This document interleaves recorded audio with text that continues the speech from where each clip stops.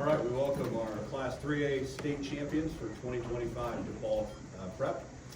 And Coach, not sure if there's any other better way to win a state championship in a thriller like that in double overtime. Give us your thoughts on it.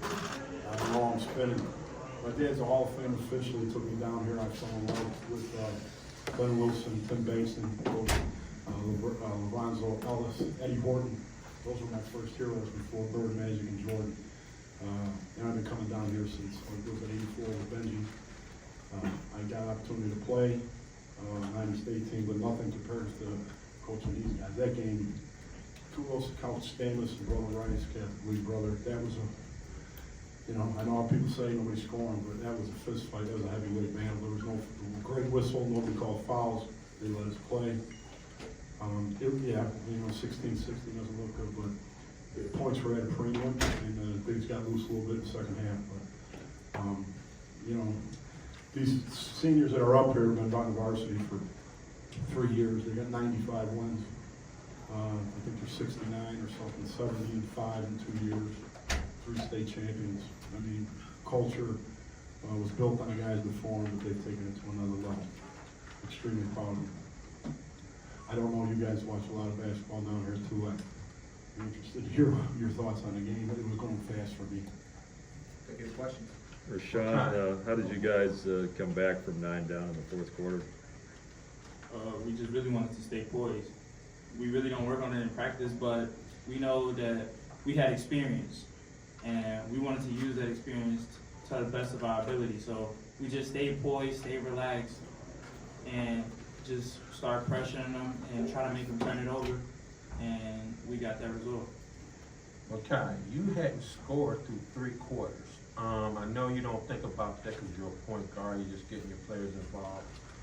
What flipped the switch for you? Was it defense, or was it just flip the switch, I'm going to the hole, I'm going to try to make something happen and get some points for my team? No, just kind of the flow of the game. Yeah, like you said, I didn't score the first 3 quarters. My teammates picked me up. I was missing. I started the game like 0 for 6, 1 for 6 free throws. So I just never got down on myself and kept trying to play good. And yeah. Spoken like a point guard, waiting for the flow of the game. Mature 17. Did you ever feel that you could do something like this? Win 3 in a row in the program? No, that's a dream. I'm not gonna lie to you guys. When we took the program over, we had 2 goals, and they looked at us crazy. It was to win the league. We didn't win the league game in 5 years, and win the state championship. And they were like, all right, whatever. And then we attained one of the goals and won the championship, and now it's just flourish. But no, tell us in the state of Illinois, with the basketball and the coaches, no, this is. I think I don't know. Even Michael Joel wrote about it. That there was 3 other teams in St. Louis, Simeon, and Manual with the Sergio boy. So if that's accurate and we're the 4th, that's pretty cool, man. Coach, as I always say, Rudy Tomjanovich, don't underestimate the heart of a champion. Okay. My question is, it seemed like in the 4th quarter, y'all just said, we're cutting off Marcos Gonzalez's water. Yeah. We're cutting off Jack Wiggins' water. We're going to make somebody else beat us. We're going to double them and just make somebody else beat us. Was that the case? Was y'all thinking that or talked about that? Yeah, I mean, those 2 players are unbelievable players. He's player of the year in the league for a reason. The other kid shoots the hell out of the ball. But we saw something late. We got back in the game late when they beat us by trapping them.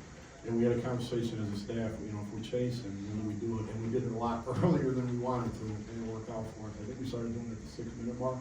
We usually like to do it around 3 or 4, so they don't get a hang of it, and then get some layups on us, and it worked for us.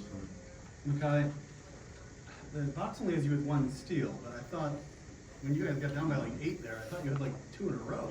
Didn't you? I don't know if you remember, but you scored, those 2, 4, 6 points there to get you back in. What was going through your head?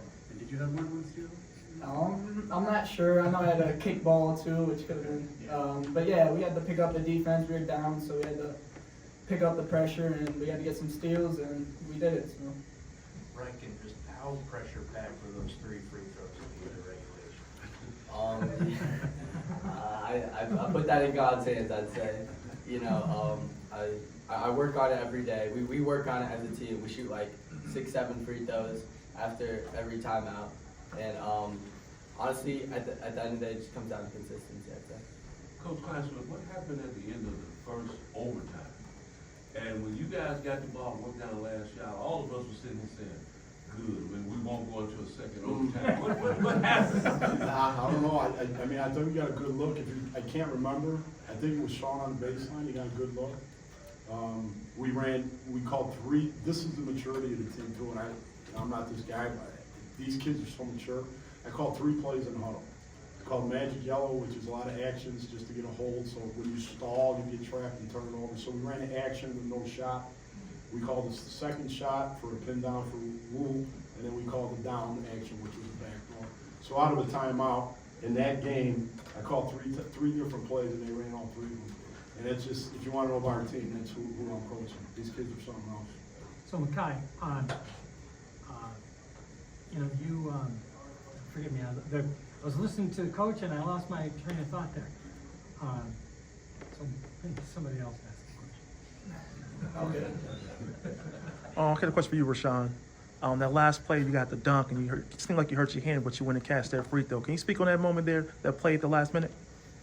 So throughout the game, I just like kept getting my hand hit, and it just kept getting worse and getting worse. But I just wanted to fight through the pain and get through the game. And what really made it hurt the most was when I tried to dunk the ball, because I wanted to finish the ball without missing it. So I wanted to make sure it was a for sure finish. So I just had to jam it home, even though it was going to take a toll on my hand.